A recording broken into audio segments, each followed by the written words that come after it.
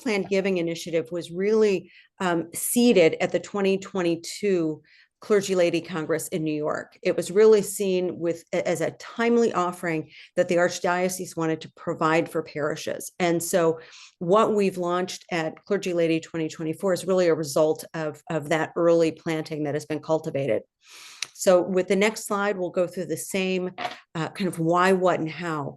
We really want to be able to talk about why planned giving through a dedicated endowment is really essential for the health and longevity of your parish.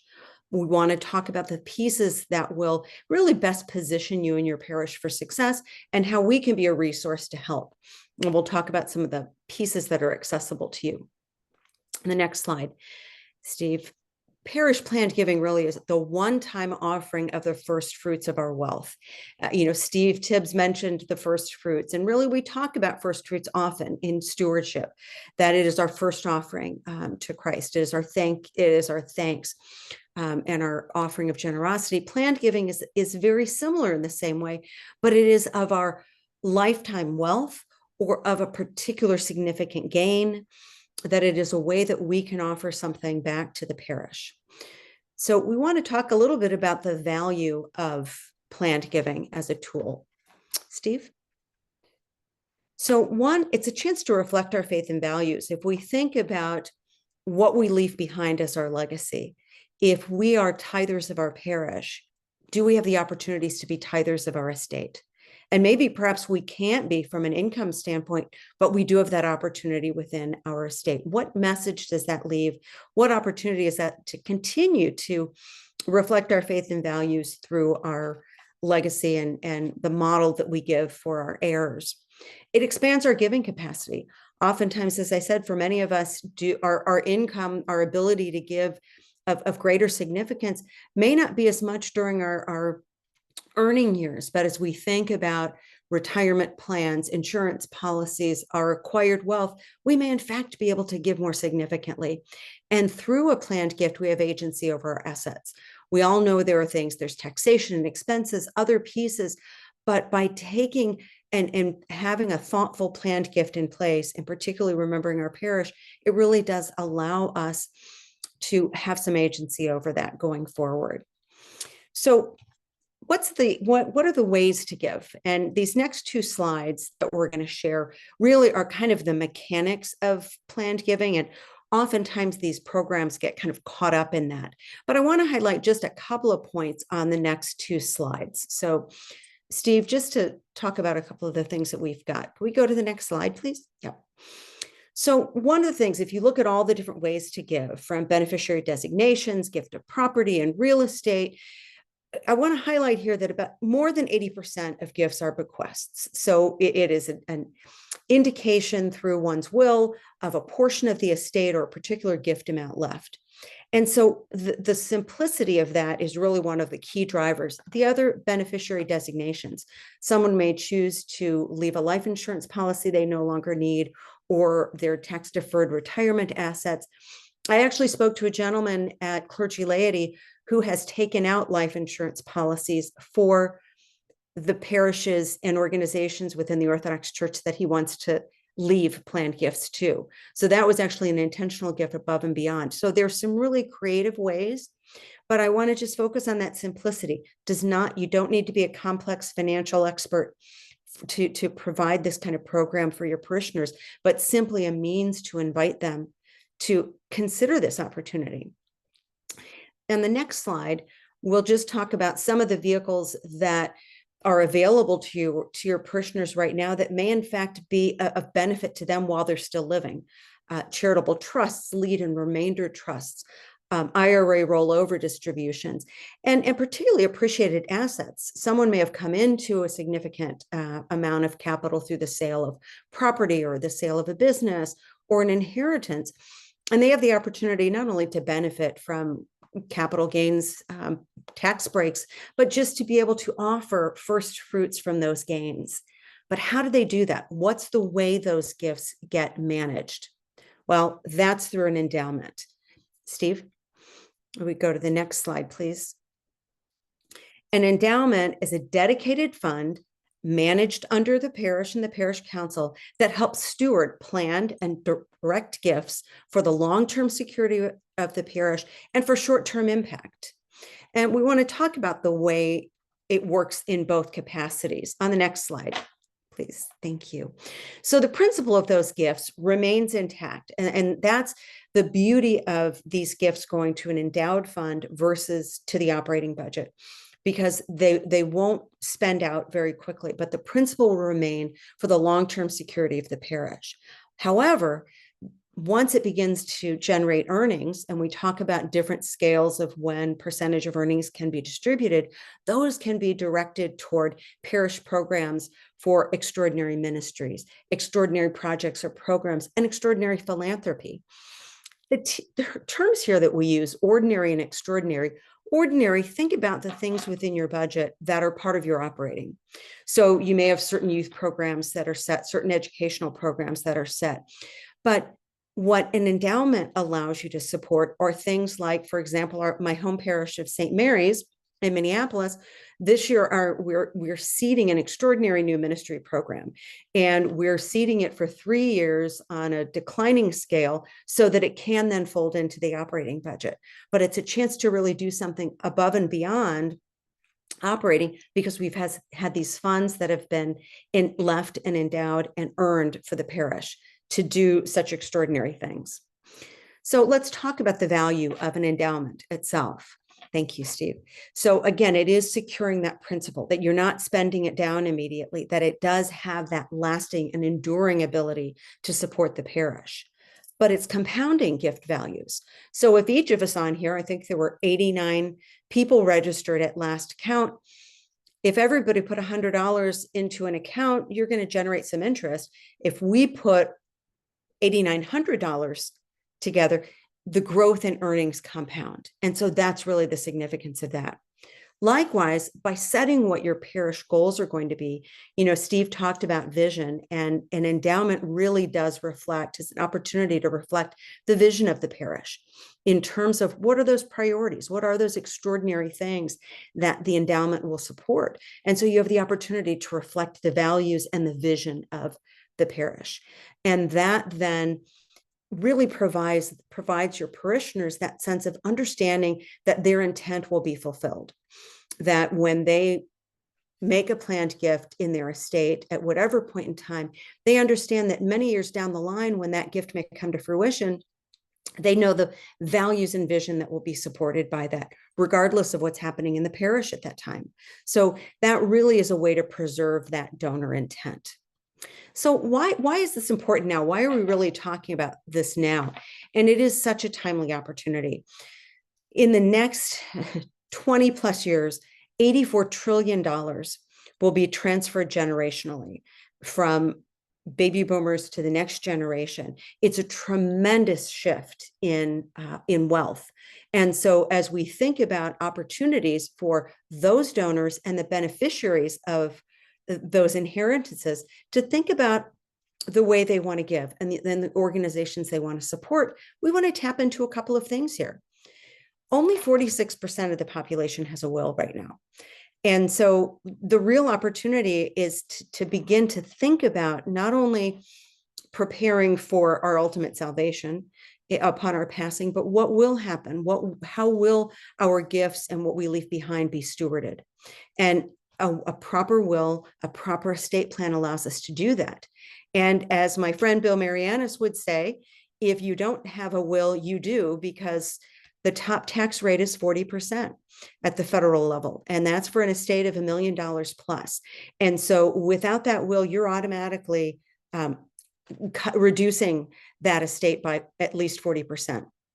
So we want to just talk about this as a real opportunity, again, to have agency over the wealth that parishioners have worked hard for, the legacy they want to pass on to their children or to the organizations and to the organizations they care about. But yet, only 6% of individuals right now of the population have a planned gift in place. So the opportunity is really prime for us to extend this invitation to our parishioners. And believe me, with these kind of statistics out there, if you're not asking and inviting your parishioners to consider the parish, other institutions are. from colleges and universities to social service agencies, healthcare. Everyone is on this bandwagon right now. And it's just an important way for us to think about it in terms of stewardship for our parishioners. Let's go to the next slide. And I'm just going to touch on that very quickly because I want to hit those final ones. These just give you a little statistics about when the average will is written, percentage that make planned gifts. So just the idea that it isn't just for our senior population, it really is something to be considered early on. But I want to spend some time on these next two slides, Steve, because as we've talked about, this really, we're talking about capital campaigns, planned giving, and stewardship. And one of the educational components we want to talk about here is how they align. So if we look at our total giving as Orthodox Christian stewards, our annual stewardship, what we offer as the first fruits of our income, really provides for the annual operating of our parish. It provides for how we continue to fulfill the ministries and live out our mission of the church. Major gifts are what we're time-bound offerings of a more significant capacity that speak to the capital projects and campaigns that Steve Tibbs walked through. They're really, again, 3 to 5 years. It is in addition to stewardship, but it is for a very specific campaign purpose. Planned giving, as we mentioned, is the one-time offering of our wealth or gain. And it goes to the endowment, again, to provide for that long-term security and short-term impact through those extraordinary offerings. So again, all three work in concert. And if we go to the next slide, I'm going to talk about how the fact that they do not capitalize or cannibalize one another, they actually can enrich one another. So what's popular among a number of educational institutions, and my background is in educational and faith-based fundraising, the comprehensive model is really the significant one right now, where a parish or a school may be choosing to do a capital effort and also inviting parishioners to consider a planned gift. But they also look at the role their stewardship plays in it. So a great example might be, for the course of the 3 years of the campaign, we invite parishioners to increase their stewardship by 10%, to make a major gift commitment to whatever the capital or special project is, and at the same time, consider a planned gift. And that planned gift, remember, does not have to affect their immediate income or affect them during their lifetime, but it is something beyond. But it is one invitation with lasting impact. And what you will find is that those who make planned gifts increase their stewardship and increase their capital support. So these are things that are really, we don't need to be worried about, oh, if we ask for this, they're going to decline their stewardship. No, in fact, people are more invested than ever. And so they will increase it. So I think those are just important things to remember. So what do you need to position your parish for success in a planned giving program? We talked to about 35 parishes that have existing programs to say, what are the lessons learned? What advice would you offer? What's important to get started? And the 4 key things are vision, which we've talked about, to make sure that it really isn't about the dollars, but it's about the vision and fulfilling that for the parish. Leadership, diverse leadership, having succession plans. And then it's about having the plan in place, the policies, the procedures, all of those things, so that as the fund grows, you're not building the plane as you fly. And finally, ensuring that it fits. And this is one of those pieces where we talk about sort of recognition policy and other things. The culture of your parish, you may have memorial boards. Others don't choose to do that. So you really have the opportunity to reflect it. So what are the resources we provide to help your parish establish a planned giving program with a dedicated endowment? What we launched, and we can jump over, are some tangible resources that hit on each of the 3 phases of a planned giving program: establishing it, setting the vision and the governance, advancing it, raising awareness and funds, and having it flourish, growing the gifts and the grants. So we've created 2 guidebooks, a quick start guide and a full guide. We've got templates for some of the fundamental documentation and policies that help give you a little bit of a jump start. We have videos that will talk about some of the specific key elements. And then we also offer coaching. So similar to what Steve said, the Archdiocese is offering this to parishes. So we can come out and meet with your leadership team to help you get started or help you advance or flourish your program. So you'll have the next 2 slides that give you a QR code to get to the online versions of both guidebooks, as well as any of the other templates on our parish planned giving website on the Archdiocese. So again, I just want to thank you for being a part of this, and really just thank the OPL team for the fact that this really does align so well: capital campaigns, stewardship, and parish planned giving. And I'll leave you with this last prompt. Remember your own parish in your estate plan. And if you have, be sure that your parish knows. And if you haven't, just think about what has been your own hesitation, or what are some of the reasons why maybe you haven't. And that's a good starting point for thinking about how to get your own program started. So with that, Steve, if there's any questions, I'm happy to, I'll be on throughout. But I thank you again for the opportunity. Thank you. Thank you, Melpo, for joining. And I know they're in the central time zone, so I know it's a bit later for you. The material, everyone, there's the QR code. I'll try to paste the link here. Also, the materials are just phenomenal. If you go to the Archdiocese website at geoarch dot sorry, where am I? Not gov, .org. .org, and you'll find the resources. But if you go to the link again, you can hit the QR code, or you can go to this particular link. And again, I'll try to copy it into the chat. You can see the guidebook. There's a quick start guide. This is a real opportunity that parishes. It's a service to the individuals themselves, to make sure that they are thinking about the future and the future security of the church. And I think for many of us, again, making sure that a place for our children, our grandchildren, our great grandchildren. So again, the materials are absolutely fantastic. And nothing in the chat, but any questions from the group here? You can come off of mute and ask Melpo any questions you may have.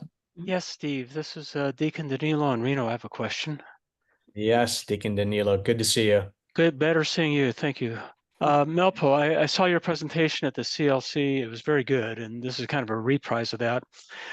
In your experience, could you share with us perhaps one of the single biggest consequences or factors in executing a program like this, an endowment program, that, and I'm thinking of things like consequences. I would imagine, I was just wondering if you ever experienced where you start a program like this and you notice that stewardship contributions diminish. Can you share anything with us? Well, it's interesting. So that a great question, because that is always the hesitancy. If we're going to put our effort here, will stewardship wane? As I indicated, statistics and research have shown that when you promote planned giving, you also end up benefiting from a gain in stewardship. But it's important, and one of the reasons to address that concern, that's why we created the 3-element guide to talk about the 3 ways of supporting our parish, kind of the holistic stewardship model, because it's important not to talk about any of these in a vacuum. Otherwise, we do sort of create that sense of competition. And the idea is that this is a holistic way of considering how we support our parish and how we exercise our Orthodox Christian stewardship. It's really an opportunity. And so that would be one of the key things for that. The other element really is having the endowment established, that fund that simply has some priorities that fulfill the vision, so that a donor, a prospective parishioner who says, I'm going to leave a percentage, I'm going to leave a tithe of my estate to the parish. Well, if they establish their will at the average age of 45, God willing, they have many decades before that gift comes to fruition. By having an established endowment fund, they know how those funds will be managed financially, how the earnings will be given, how it will be led and governed. And that goes on in perpetuity. It's managed under the parish council, but having that outline and all of that governance in place really provides some comfort and assurance to those parishioners that their gift will have an enduring impact and they'll understand what the value is. So I would say that discussing the 3 elements of giving and having the established endowment fund are 2 of the key essentials. And probably the 3rd element would be that piece of vision that talks about it. Steve mentioned vision over finance. And we talk about this in the guidebook because SCOBA did a study in 2015, the Council of Orthodox Bishops, and giving increases significantly when we talk about mission and vision over dollars and budgets and money. And it really is about inspiring, as Steve Pappas just mentioned, this is about preserving our parish. We have generations that built churches, generations that have expanded and enriched it, and endowments provide that future in a way that allows us to be a part of it. Excellent. Thank you, Deacon Danilo. Any other questions for Melpo? And then Father Jim, actually, not to put you on the spot, but I know that you've helped shepherd us here and bringing Melpo on. And, you've also led previous planned giving programs. If you want to share some perspectives or thoughts on this recently released set of resources. Yeah, thank you, Steve. This supersedes everything we've done before. We did a good effort about 10 years ago, but if you go online, make sure you go to the website that's shown on the screen now. Don't get confused by the old plan because this completely supersedes everything. We did a long search for the right person, thanks to Ruth Stencio in HR and Elaine and our chairman, Bill Spell, Elaine Allen, our chairman, Bill Spell. And thank God Melpo was available. She hit the ground running on January 1st, and she had the orders to be prepared for clergy lady, and she made it with some excellent materials.